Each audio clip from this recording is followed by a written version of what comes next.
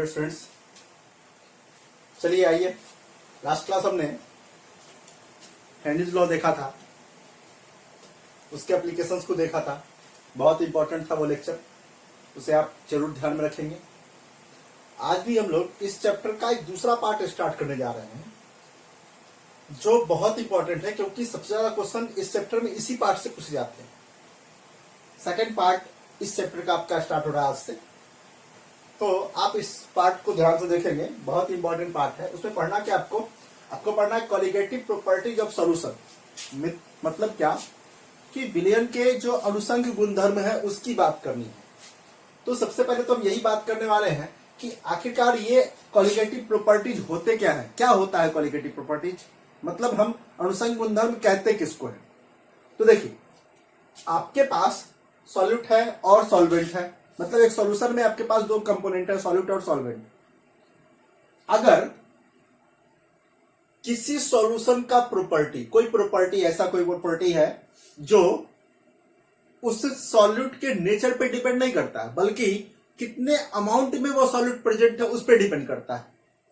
मतलब कहते हैं कि किसी विलयन का वैसा गुण जो विलयन में उपस्थित विलय के मात्रा पर निर्भर करता हो, उसकी प्रकृति पर निर्भर नहीं करता हो, क्या कहलाता है, अनुषंग गुणधर्म कहलाता है। ध्यान सुनेंगे क्या बोला हमने बोला कि किसी विलयन का वैसा गुण जो उस विलयन में उपस्थित विलय पदार्थ की मात्रा पर निर्भर करता हो, न कि उसकी प्रकृति पर निर्भर करता हो, तो वैसे गुण को हम क्या कहेंगे, उसी का अनुषंग गुणधर्म यानी कॉलिगेटिव प्रॉपर्टीज कहेंगे। तो हम यहां से इसको डिफाइन कर सकते हैं बहुत इजीली। अगर हमसे पूछा जाए कॉलिगेटिव प्रॉपर्टीज का डेफिनेशन, तो कह सकते हैं such type of properties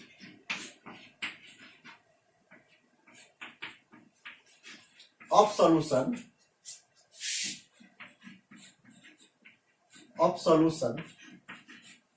which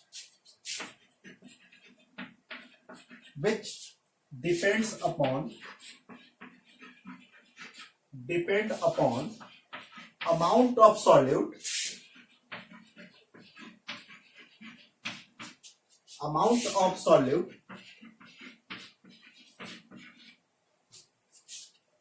not on nature of solute।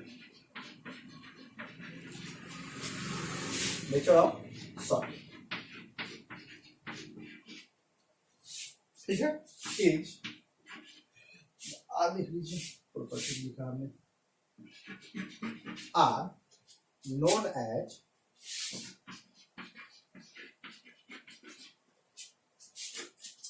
as colligative properties of solution।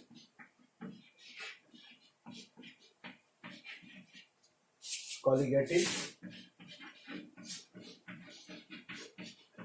properties of solution।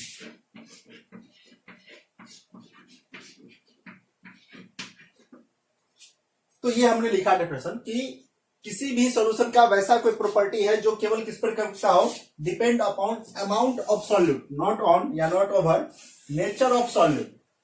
मतलब सॉल्यूट के नेचर पे वो डिपेंड नहीं करता, सिर्फ किस पे डिपेंड करता है, सिर्फ और सिर्फ उसके अमाउंट पे डिपेंड करता हो। तो वैसे प्रॉपर्टीज को हम लोग क्या कहेंगे, कॉलिगेटिव प्रॉपर्टीज कहते हैं। तो ये आपके पास एक डेफिनेशन है छोटा सा, इस डेफिनेशन को आप ध्यान रखेंगे। बोर्ड एग्जाम में यह डेफिनेशन पूछा भी जाता है जनरली, तो आपके लिए इंपॉर्टेंट है। बोर्ड एग्जाम्स के दृष्टिकोण से बात की जाए तो ये बहुत इंपॉर्टेंट डेफिनेशन है, इसको आप ध्यान रखेंगे। तो डेफिनेशन, अब बात करते हैं कि कौन कौन से कॉलिगेटिव प्रॉपर्टी है सॉल्यूशन के। तो जनरली आपको 4 कॉलिगेटिव प्रॉपर्टीज पढ़ने हैं, बहुत इंपॉर्टेंट। कितने पढ़ने हैं आपको, 4 कॉलिगेटिव प्रॉपर्टीज पढ़ने हैं आपको। वो कौन कौन है मैं बात करता हूं। सबसे पहला जो कॉलिगेटिव प्रॉपर्टीज आपको पढ़ना है, वो पढ़ना है आपको relative lowering of vapour pressure. Relative lowering of vapour pressure.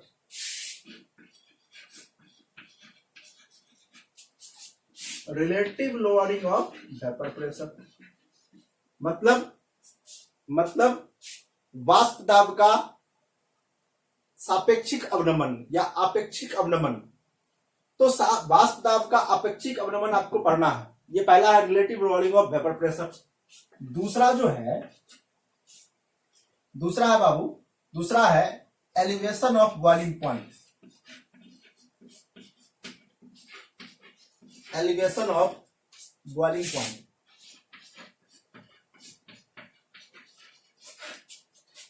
Boiling point. तीसरा है depression of freezing point. Depression of freezing point. Freezing point. और नंबर 4 है आपका ऑस्मोटिक प्रेशर। ऑस्मोटिक प्रेशर लीजिए। तो हमें ये 4 क्वालिटेटिव प्रॉपर्टीज पढ़ने हैं। कितने पढ़ने हैं? ये 4 क्वालिटेटिव प्रॉपर्टी है पढ़ने हैं। Relative lowering of vapour pressure, वाष्प दाब का सापेक्षिक अवनमन। दूसरा आपके पास है elevation of boiling point, that means की क्वथनांक का उन्नयन। डिप्रेशन ऑफ फ्रीजिंग पॉइंट, हिमांक का अवनमन। और ऑस्मोटिक प्रेशर यानी कि प्रासरणी दाब।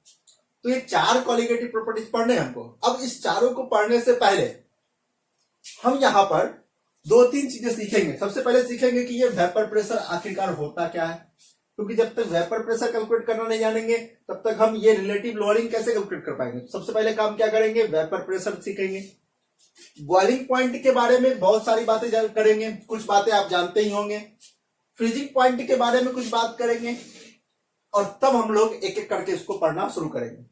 तो फिर हम एक वॉट ऑफ फैक्टर का भी कैलकुलेशन यहां पर सीखेंगे कि वॉट ऑफ फैक्टर कैसे निकालते हैं, क्योंकि इन सब का जो वैल्यू होता है न्यूमेरिकल वैल्यू, वो कहीं ना कहीं वॉट ऑफ फैक्टर पर डिपेंड करता है। तो वॉट ऑफ फैक्टर होता क्या, उस पर बात करेंगे हम लोग। तो एक एक करके हम इन सारे पॉइंट्स को डिस्कस करेंगे। इन सारे पॉइंट्स को डिस्कस करने से पहले लेकिन क्या करेंगे, हम vapour pressure, boiling point, freezing point, van't Hoff factor, इन सब चीजों को जानेंगे। तो आइए हम बात करते हैं वेपर प्रेशर के बारे में।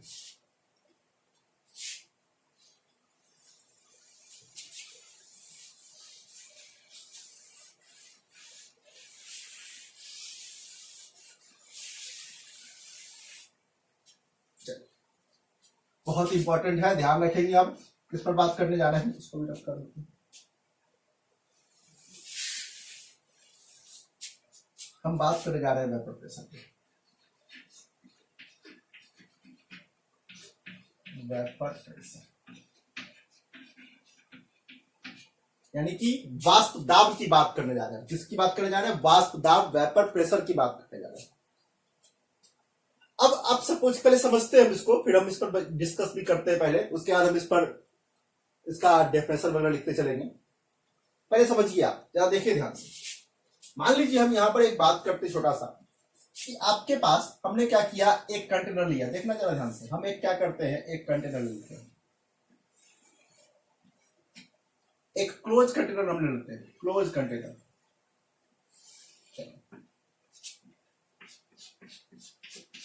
मान लीजिए कैसा कंटेनर है, यह एक क्लोज कंटेनर है।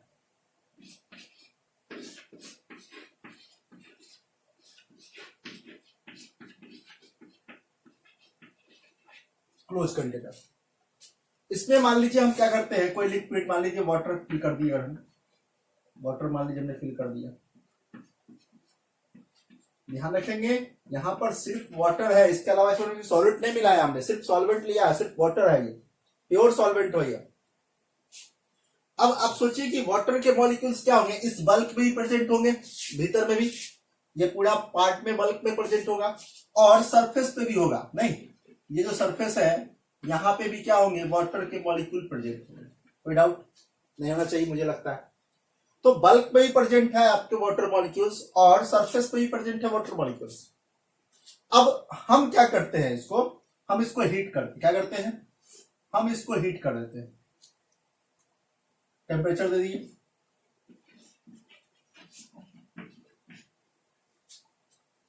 मान लीजिए हम इसको टेम्परेचर दिया है टी टेम्परेचर, और टी टेम्परेचर हमने क्या किया, इसको हीट करना स्टार्ट किया, उष्मा देना प्रारंभ किया इसको टी टेम्परेचर पे। अब जब इसको हम हीट करेंगे तो क्या होगा, ये मॉलिक्यूल्स धीरे धीरे गर्म होंगे, और गर्म होंगे तो क्या करेंगे, आपको पता है कि टेम्परेचर बढ़ने पर, टेम्परेचर जब इंक्रीज करता है तो मॉलिक्यूल्स का काइनेटिक एनर्जी भी क्या होता है, इंक्रीज करता है। आपने पढ़ा है काइनेटिक थर्मोडायनेमिक्स में, काइनेटिक एनर्जी इक्वल क्या होता है, टेम्परेचर। मतलब मॉलिक्यूल्स का काइनेटिक एनर्जी किस पर डिपेंड करता है, टेम्परेचर पे। यानी कि आप टेम्परेचर दोगे तो काइनेटिक एनर्जी मॉलिक्यूल का क्या होगा, बढ़ेगा। मतलब अगर हम टेम्परेचर, इसका मतलब क्या हो रहा है, टेम्परेचर इंक्रीज करवाएंगे तो काइनेटिक एनर्जी भी क्या होगा, काइनेटिक एनर्जी ऑफ मॉलिक्यूल भी क्या होगा, इंक्रीज कर जाएगा। तो यहां पर भी क्या होगा कि मॉलिक्यूल का काइनेटिक एनर्जी इंक्रीज करेगा, और जैसे इंक्रीज करेगा या क्या होगा, यहां से बाहर होगा। मॉलिक्यूल्स यहां से क्या होना चाहेगा, बाहर होना चाहेगा, तो ये खाली स्पेस में आएगा। इस प्रोसेस को हम कह सकते हैं इवेपोरेशन। देखिए दो प्रोसेस होते हैं, एक होता है वेपोरेशन और एक होता है इवेपोरेशन। इवेपोरेशन का मतलब क्या हो गया कि यह बिलो द बॉइलिंग पॉइंट, इसको क्या कर रहे हैं, हम हिट कर रहे हैं। देखिए दो बातें कर रहे हैं, बिलो द बॉइलिंग पॉइंट करेंगे तो इवेपोरेशन, और अगर एबव द बॉइलिंग पॉइंट होगा तो वेपोराइजेशन। अभी सर ई क्या हुआ समझ में नहीं आया हमको। चलिए मैं यहां पर पहले वो दोनों प्रोसेस को डिस्कस कर लेता हूं, फिर हम इस पर भी आएंगे, क्योंकि इस छोटी छोटी चीजों को सीखना बहुत जरूरी है। तो हम यहां पर बात करते हैं evaporation.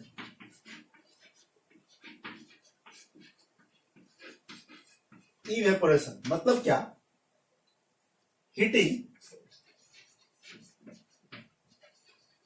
Of liquid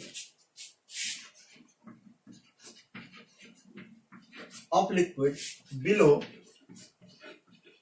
it's boiling point. मतलब अगर आप किसी लिक्विड को, किसी द्रव पदार्थ को क्या कर रहे हो, उसके क्वथनांक से नीचे के ताप पर हीट कर रहे हो। मतलब मान लीजिए जैसे वाटर का क्वथनांक कितना है, 100 डिग्री सेल्सियस। तो अगर हम वाटर को 100 डिग्री सेल्सियस से नीचे गर्म करेंगे तो उसको क्या कहेंगे, इवेपोरेशन। और एक होता है वेपोराइजेशन। एक क्या होता है, वेपोराइजेशन। तो वेपोराइजेशन क्या हो गया, वेपोराइजेशन वाष्पीकरण। इसका मतलब क्या हो गया, heating of solvent, heating of liquid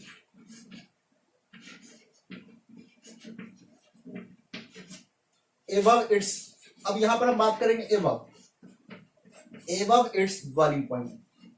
मतलब अब हम किसी लिक्विड को उसके बॉइलिंग पॉइंट, उसके क्वथनांक से ऊपर के ताप पर, मतलब 100 डिग्री से ऊपर अगर जल को गर्म करेंगे तो वह क्या होगा, वेपोराइजेशन। और 100 डिग्री से कम करेंगे तो क्या होगा, इवेपोरेशन। 100 डिग्री सेल्सियस से ऊपर गर्म किए जल को तो वेपोराइजेशन, और 100 डिग्री सेल्सियस से कम गर्म करेंगे तो क्या हो जाएगा, इवेपोरेशन।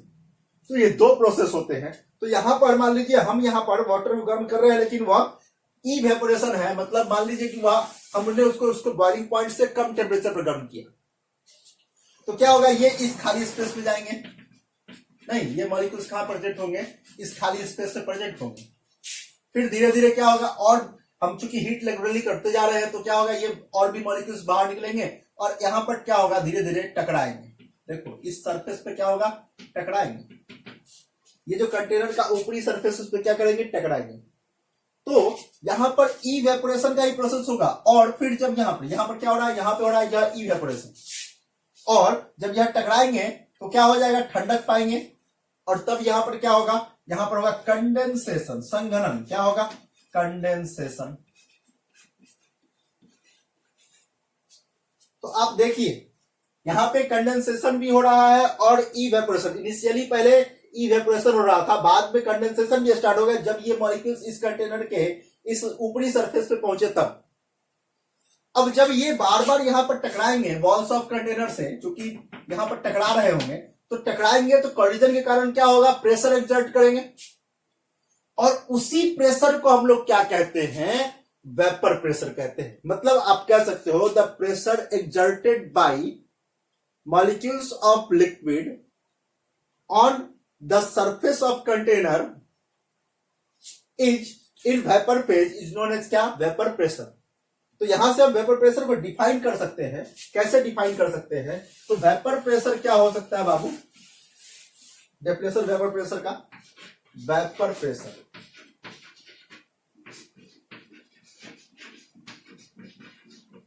बहुत कुछ सीखना है अभी इस टॉपिक में आपको। वेपर प्रेशर क्या कह सकते हो, the pressure exerted by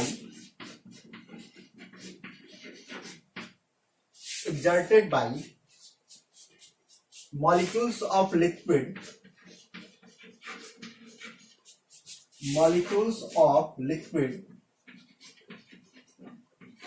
in its vapor phase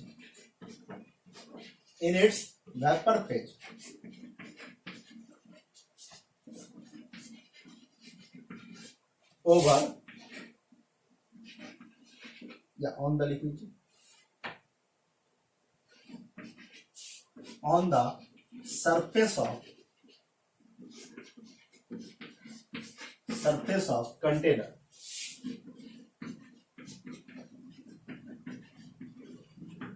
तो ये एक डेफिनेशन में लिखा, क्या लिखा कि the pressure exerted by molecules of liquid in its vapour phase on the surface of container. मतलब क्या कि हम एनर्जी दिए, हीट दिए, ये वेपर में कन्वर्ट हुआ, इवेपोरेशन का प्रोसेस इसके लिए होगा और धीरे धीरे ये मॉलिक्यूल्स इस खाली स्पेस पे भी आएंगे और यहाँ कंटेनर के इस सरफेस पे पहुंचेंगे।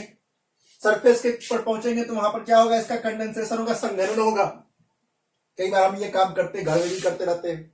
नहीं, चावल को पकाते हैं तो उसको क्या करते हैं, पहले उसको पानी को गर्म करते हैं, पानी गर्म करते हैं तो क्या देखते हैं, पहले वो वेपर बनता है, ऊपर जाता है और फिर ढक्कन, ऊपर वाला ढक्कन क्या होता है, फिर से पानी की बूंद में कन्वर्ट होकर क्या होता है, नीचे चला आता है। तो यह जो वेपर बना ऊपर की तरफ गया तो इवेपोरेशन, और जब ढक्कन से चढ़ा के फिर पानी के बूंद में कन्वर्ट हो गया तो क्या हो गया, कंडेंसेशन, संघनन। तो यहां पर दोनों प्रोसेस हो रहे थे और उसी प्रोसेस में जब कंडेंसेशन हो रहा था, ये जब टकरा रहे थे उस कंटेनर के वॉल से तो प्रेशर लगा रहे थे, बल लगा रहे थे, फोर्स लगा रहे थे। तो वो जो फोर्स लगाया जा रहा था इस गैसियस फेज, इस वेपर फेज में लिक्विड के थ्रू, उसी प्रेशर को, उसी फोर्स को हम लोग क्या नाम देते हैं, वेपर प्रेशर कहते हैं, वाष्प दाब कहते हैं। तो कहते हैं कि the pressure exerted by molecules of liquid in its vapour phase on the surface of container is known as क्या, वेपर प्रेशर। तो आपको यह ध्यान रखना है, मतलब क्या कि किसी द्रव के वाष्प अवस्था में पात्र की दीवार पर लगाया गया जो बल होता है, जो फोर्स होता है, जो दाब होता है, उसी दाब को हम लोग क्या कहते हैं, वाष्प दाब कहते हैं। तो ये तो डिफिनेशन हमने किया। अब जरा कुछ और बातें करते हैं डेफिनेशन से अलग हटके। ये तो डेफिनेशन बता दिया जो आपके बोर्ड एग्जाम में पूछे जाते हैं जनरली। अब हम कुछ अलग हटके बात करते हैं, थोड़ा सा डिफरेंट बात करते हैं इसी से रिलेटेड, लेकिन बस बहुत इंपॉर्टेंट है। बाबू ध्यान से देखते रहना, मैं जितनी भी चीजें बताने जा रहा हूं वो बहुत इंपॉर्टेंट होने वाला आपके लिए। अब आप जरा सोचिए कि अगर आपसे पूछा जाए कि सर ये इवेपोरेशन का प्रोसेस और कंडेंसेशन का प्रोसेस क्या हमेशा चलते रहेगा लगातार? जी बिल्कुल, हम इसको लगातार गर्म कर रहे, चलते रहेगा। बट एक समय ऐसा आएगा कि जितना इवेपोरेशन होगा मॉलिक्यूल्स का, उतना कंडेंसेशन भी होगा। नहीं होगा कि नहीं होगा? आपको समझ में आ रहा है ये बात? मतलब इनिशियली हम बात करेंगे, प्रारंभ में बात करेंगे, इनिशियली अगर बात किया जाए तो आप इनिशियली कह सकते हो सर, रेट ऑफ इवेपोरेशन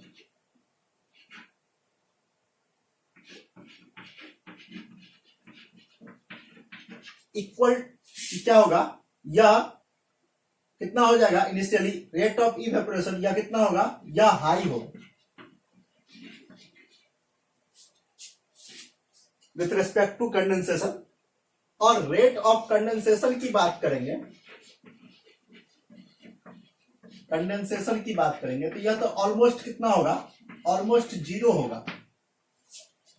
तो शुरुआत में बात करेंगे तो इसका हम इवेपोरेशन कर रहे थे, इस कंडेंसेशन के रेस्पेक्ट में इसका क्या होगा, हाई होगा। बट जैसे जैसे ये बीच वाला मॉलिक्यूल्स, ये इस पे पूरा मॉलिक्यूल्स भर जाएगा तो फिर क्या होगा, अब वेपोराइजेशन होगा और कंडेंसेशन भी उतना ही मॉलिक्यूल्स का होगा। तो जितने मॉलिक्यूल्स का वेपोराइजेशन होगा उतने ही मॉलिक्यूल्स का क्या होगा, कंडेंसेशन भी होगा। तो इस कंडीशन में होगा क्या कि rate of condensation equal to क्या हो जाएगा, रेट ऑफ इवेपोरेशन।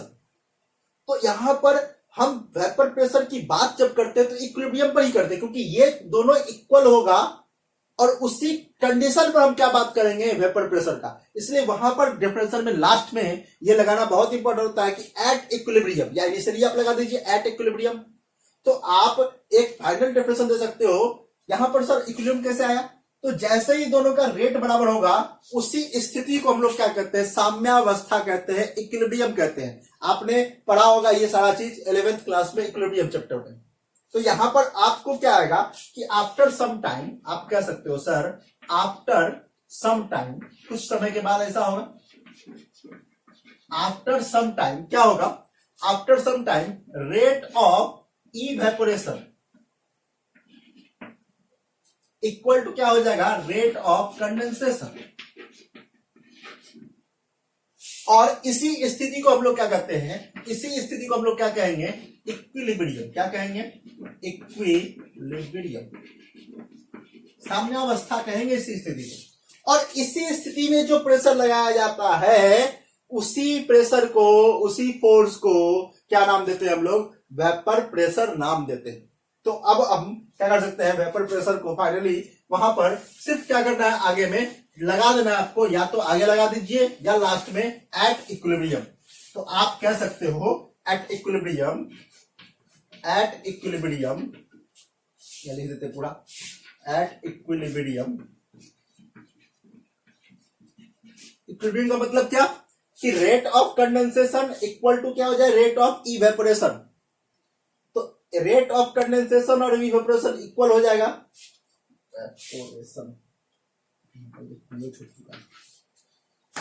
तो ये जब दोनों इक्वल हो जाए तो उसी कंडीशन को हम लोग क्या नाम देते हैं बाबू, उसी कंडीशन को नाम देते हैं इक्विलिब्रियम का। तो आप कह सकते हो at equilibrium the pressure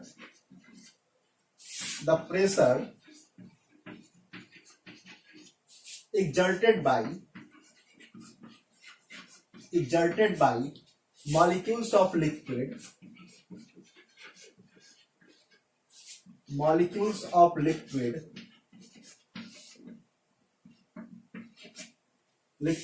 in its vapor phase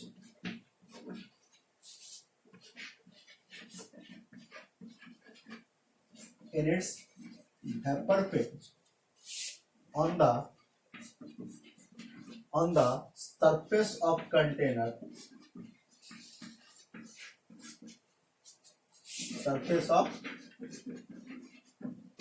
container is known as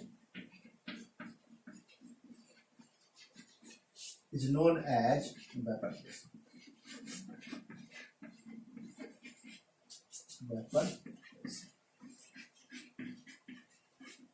तो ये हमने वाष्प दाब की बात की कि साम्यावस्था पर क्या करेंगे, साम्यावस्था पर जो गैस, जो द्रव के अणुओं द्वारा क्या किया जाएगा, दाब लगाया जाए, किस अवस्था में, उसके वाष्प अवस्था में। तो आप उसी दाब को क्या कहोगे, वेपर प्रेशर वाष्प दाब कहोगे, नहीं। तो ये हम डिफाइन कर सकते हैं किसको, वेपर प्रेशर को। अब यहां से एक चीज तो समझ में आया, अभी हम बात किए क्या कि शुरुआत में इसका दर होगा, बट इसका जो रेट होगा वो क्या होगा, ऑलमोस्ट जीरो होगा।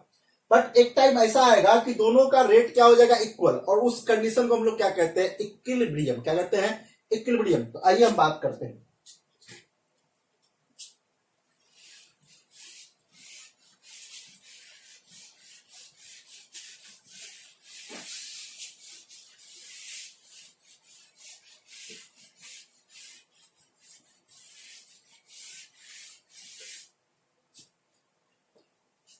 तो आप कह सकते हो सर कि एट इक्विलिब्रियम होता क्या होगा, at equilibrium rate of evaporation equal to क्या होगा, रेट ऑफ कंडेंसेशन। जो हमने पढ़ा अभी, उसको ग्राफ से समझ सकते हैं।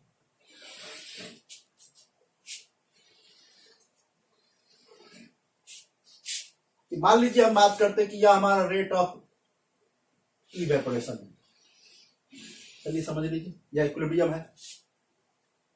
अब क्या होगा कि इनिशियली जो कंडेंसेशन का, यह किसका ले लिया, मान लीजिए हम बात कर लिए कि यह क्या है, रेट ऑफ इवेपोरेशन।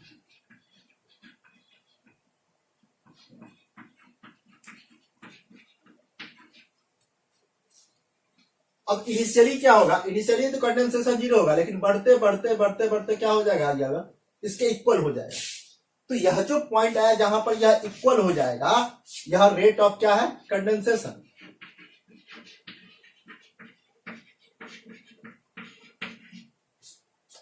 क्योंकि शुरुआत में यह जीरो था कंडेंसेशन, लेकिन इवेपोरेशन मान लीजिए यहां पे था आपके पास। अब यह जो पॉइंट है जहां पर जाकर के यह कंडेंसेशन बढ़ते बढ़ते क्या होगा, इवेपोरेशन के रेट के बराबर हो जाएगा। तो इसी पॉइंट को हम लोग क्या कहेंगे, इक्विलिब्रियम पॉइंट। और यहां से आपका क्या एस्टेब्लिश हो गया, तो यहां पर आपका इक्विलिब्रियम क्या हो गया, एस्टेब्लिश हो गया। तो यह जो ग्राफ है इसके हेल्प से आप समझ सकते हो कि कैसे इवेपोरेशन और कंडेंसेशन कहां पे जाने के बाद कहां पे आ जाएगा, इक्विलिब्रियम पर। तो इक्विलिब्रियम क्या होगा, इस दोनों का रेट अगर इक्वल हो जाए तो वैसे कंडीशन में क्या होगा, आपका इक्विलिब्रियम एस्टेब्लिश हो जाएगा। तो ऐसे आप इस ग्राफ को दिखा सकते हो। तो ये बातें हमने किया किसके लिए, इक्विलिब्रियम पर। अब सर हम कैलकुलेट कैसे करेंगे प्रेशर को, चलिए ये तो हमने ग्राफ से जान लिया। अब हम क्या कर सकते हैं, इसके वैल्यू को कैलकुलेट भी कर सकते हैं वेपर प्रेशर को। अभी देखिए हमने क्या कहा कि जो इक्विलिब्रियम होगा वह वेपर प्रेशर के इक्वल ही होगा। तो इक्विलिब्रियम कांस्टेंट के लिए आपने फॉर्मूला पढ़ा था इक्विलिब्रियम चैप्टर में, वहां पे आपने फॉर्मूला पढ़ा था कि sir log base 10 K2 upon K1 equal to होता है delta H upon 2.303 R into 1/T1 minus 1/T2। तो ये फॉर्मूला आपने पढ़ा था।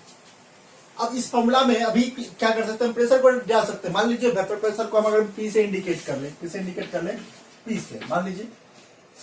तो पी से अगर हम वेपर प्रेशर को इंडिकेट कर लेते हैं पी से, तो आप कह सकते हो सर, सो आप लिख सकते हो चूंकि, सो क्या हो जाएगा यहां पर लॉग बेस 10 रहेगा, P2 K2 जब क्या लिख देंगे P2 और K1 जब क्या होगा P1।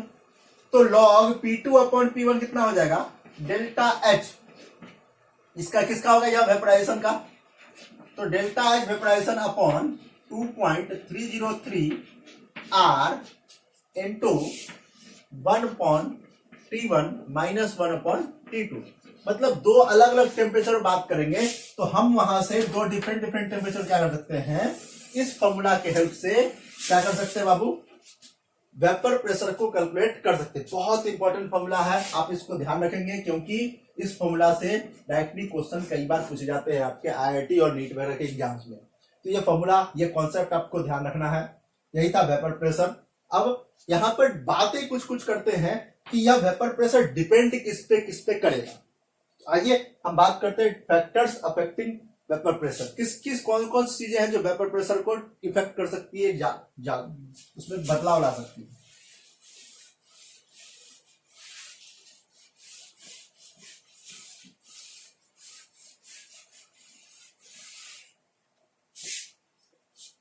देखते हैं कौन कौन सी चीजें। जो फैक्टर्स हैं उसमें आपने एक चीज पढ़ा होगा कि इक्विलिब्रियम कांस्टेंट, ये जो के होता है इसका वैल्यू किस पे डिपेंड करता है, सिर्फ और सिर्फ टेम्परेचर पे। तो एक बात तो आप क्या ध्यान रखना है, आपको यह ध्यान रखना है कि इक्विलिब्रियम कांस्टेंट के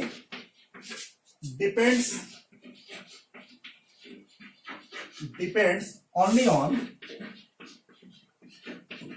ऑन टेम्परेचर। या किस पे डिपेंड करता है, सिर्फ और सिर्फ टेम्परेचर पे। तो ये बहुत इंपॉर्टेंट बात है, आप इसको ध्यान रखना, बहुत इंपॉर्टेंट बात है यह, इसको भूलना मत कि इक्विलिब्रियम कांस्टेंट का जो वैल्यू होता है, साम्य स्थिरांक का जो मान होता है, वो सिर्फ और सिर्फ ताप पर निर्भर करता है और किसी चीज पर निर्भर नहीं करता है बहुत जनरली। तो इसलिए आपको ये बात ध्यान रखना है। सो आप यह भी कह सकते हो कि सो vapour pressure also depends upon temperature.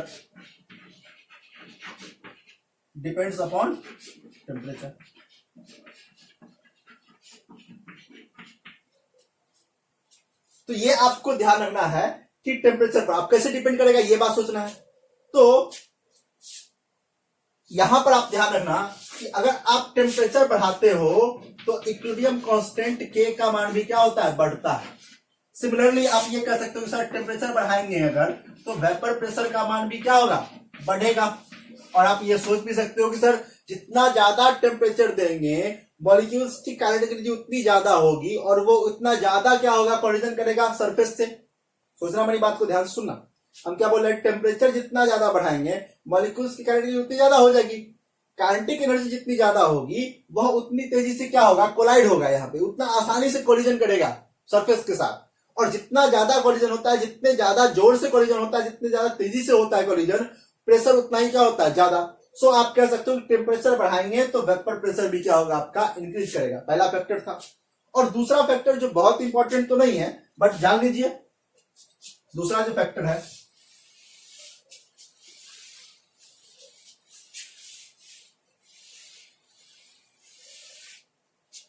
Second factor, दूसरा फैक्टर है आपका कि नेचर ऑफ सॉल्वेंट।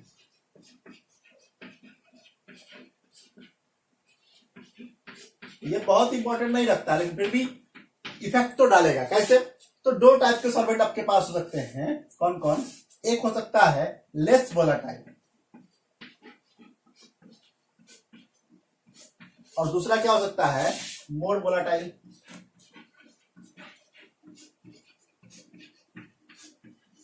तो ये दो टाइप के आपके पास। लेस वोलाटाइल का मतलब क्या कि इसकी वाष्पशीलता, इसका वाष्पीकरण कम होगा, जो आसानी से वाष्पीकृत नहीं होगा। और यह क्या होगा, आसानी से वाष्पीकृत हो जाएगा। मतलब क्या कि आप इसके लिए क्या करोगे, इसको अगर वेपर फेज में कन्वर्ट करना है तो ज्यादा टेम्परेचर देना पड़ेगा। तो इसके लिए आपको ज्यादा टेम्परेचर देना पड़ेगा और इसके लिए क्या देना पड़ेगा, कम टेम्परेचर देना पड़ेगा। यानी कि इसका वेपर प्रेशर जो होगा वो कम होगा और इसका वेपर प्रेशर क्या होगा, ज्यादा होगा। नॉर्मल कंडीशन में अगर हम सेम टेम्परेचर बात करेंगे तो, क्योंकि सेम टेम्परेचर पर क्या होगा, यह कम वाष्पीकृत होगा या ज्यादा हो जाएगा। तो आप कह सकते हो at same temperature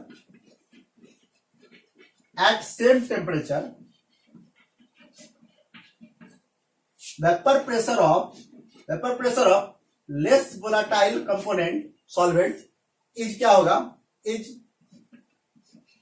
less than क्या, तो vapour pressure of more volatile solvent. कोई दिक्कत क्या? तो ये आप ध्यान रखना कि समान ताप पर क्या होगा, जो कम वाष्पशील द्रव होगा उसका जो वाष्प दाब होगा वो ज्यादा वाष्पशील द्रव के वाष्प दाब से क्या होगा, कम होगा। कारण ये है कि ये कम टेम्परेचर पर ज्यादा वेपर फॉर्म करेगा, उतना ज्यादा प्रेशर एक्सर्ट करेगा।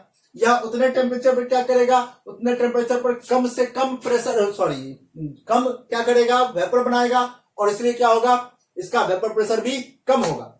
तो ये बातें आपको ध्यान रखनी है। ये इंटायर बातें हमने की किसके रिगार्डिंग, वेपर प्रेशर से रिलेटेड हमने बात की। आज का ये जो टॉपिक था आपके लिए वेपर प्रेशर, ये बहुत इंपॉर्टेंट था। आप इसको ध्यान में रखोगे बाबू, हर हाल में आपको ध्यान रखना है।